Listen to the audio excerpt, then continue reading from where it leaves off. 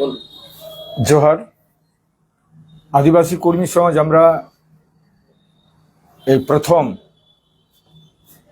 Direct প্রত্যক্ষভাবে আমাদের দাবি অর্থাৎ স্বতন্ত্র জাতিসত্তা, এই দাবি নিয়ে আমরা জনগণের কাছে যাই। বহু সংগ্রাম, বহু লড়াই এবং এই বিগত যে নির্বাচন, প্রখর রৌদ্র এবং সেই রোদে ধূপে বাতাসে পিপাসায় থেকেও যে ছেলেরা কাজ করেছে, আমি তাদেরকে ধন্যবাদ জানাচ্ছি। তবে আমাদের যে রেজাল্ট, এই রেজাল্ট আমরা মনে করছি রেজাল্ট আমাদের আশাতীত রেজাল্ট নয়। যে আমরা প্রত্যাশা করেছিলাম সেইভাবে আমরা পাই নাই।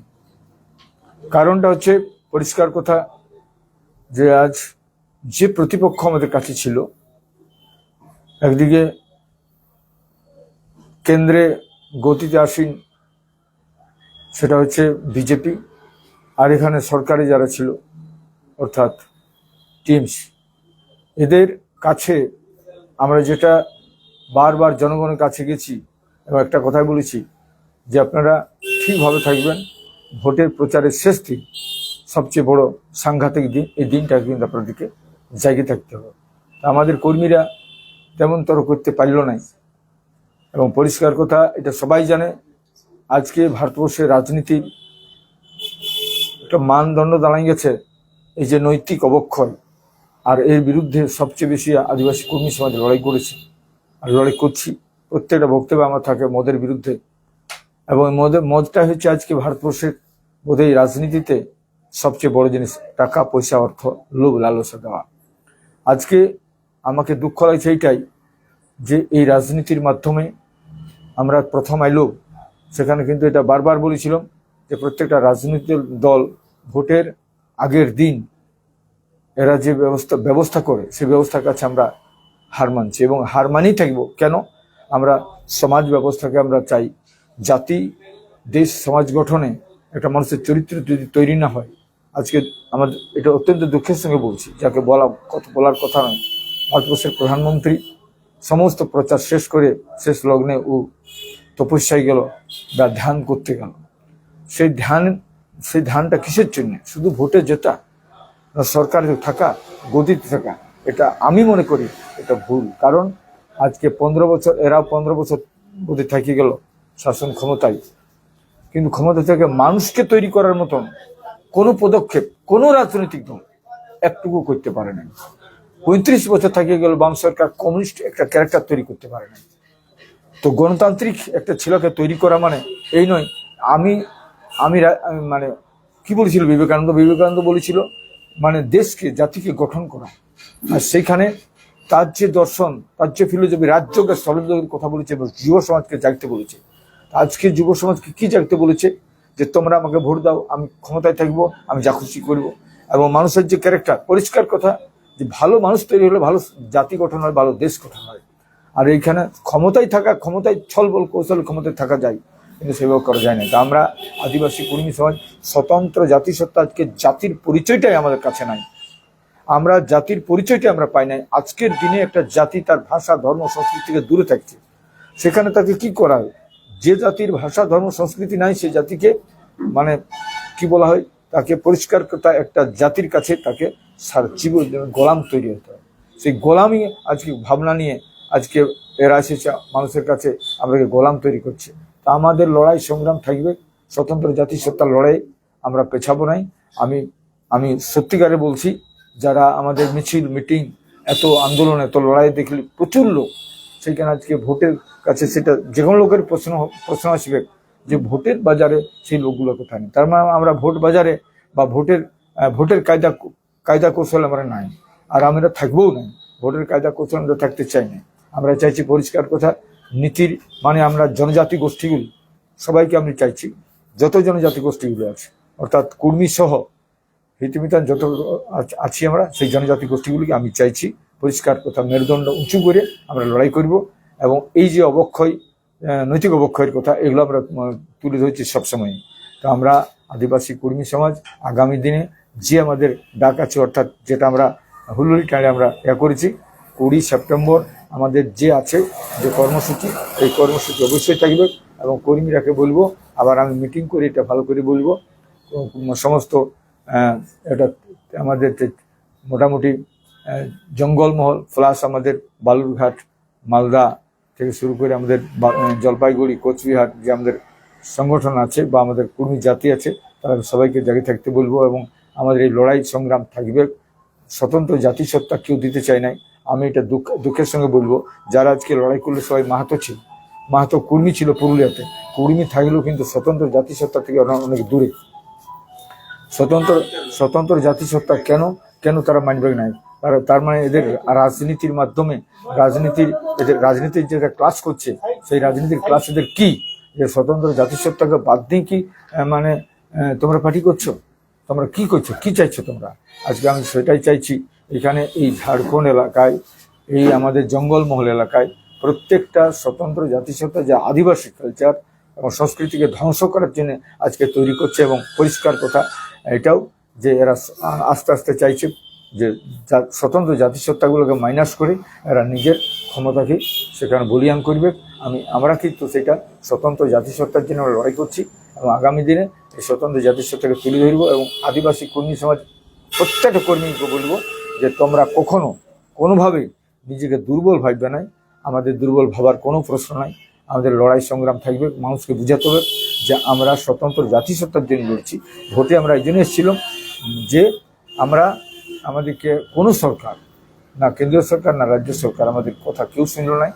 এবং সেইখানে আমরা এই জন্য আমরা ভোটের বাজারে এসেছিলাম। কিন্তু এখন আমি চাইছি, এই সরকার একটা বার করেছিল ভোটের সময় ইশতেহার, সেই ইশতেহারে বলেছে, স্বীকার করেছে যে আমরা এই কর্মী জাতির জন্য যে স্টাডি রিপোর্ট, সেই স্টাডি রিপোর্ট নতুন করে বার করে আমরা কর্মী জাতির জন্য আমরা কাজ করবো। এটা আমরা বিশ্বাস করি না, কারণ এটা ভোট বাজারের কথা ছিল। এবারে যদি ভোট বাজারের কথা না ছিল, ওদের মধ্যে কোনো খাদ নাই, নীতি নৈতিকতায় যদি ওদের ঠিক আছে, তাহলে আগামী দিনে অবশ্যই আমি আশা রাখবো যে এই সরকার আমাদের বিষয়টাকে ধ্যান করে কেন্দ্রে পাঠাবে। এবং জ্যোতির্ময়কে বলবো, ও জিতেছে গণতান্ত্রিক প্রক্রিয়ায়, আজকে জিতেছে। এটাকেও গণতান্ত্রিক প্রক্রিয়া বলছে। এখানে মদের বাজার নাই, এখানে টাকার বাজার নাই, এখানে নাস্তার বাজার নাই, লোভ লালসা নাই। এটা কেউ স্বীকার করবে না। কিন্তু আমরা তো বাজারে গায়ে গঞ্জে সবাই দেখছি। জ্যোতির্ময়কে আমি বলবো যে জ্যোতির্ময় জিতেছে, আমাদের আশীর্বাদ রইল, তুমি কাজ করো, তুমি কাজ করে প্রমাণ দাও যে আমি স্বতন্ত্র জাতিসত্তার আমি কাজ করছি এবং কর্মীদের জন্য কাজ করছি। কর্মীর কথা যখন তুমি বাজারে বলেছ, সেটা অবশ্যই সেটার মানে তোমাকে যে কথা বলেছো সেই হিসাবে তোমাকে অবশ্যই কথাটা রাখতে হবে। কর্মী জাতির স্বতন্ত্র জাতিসত্তার বিষয়টাকে অবশ্যই ধ্যান দিবে।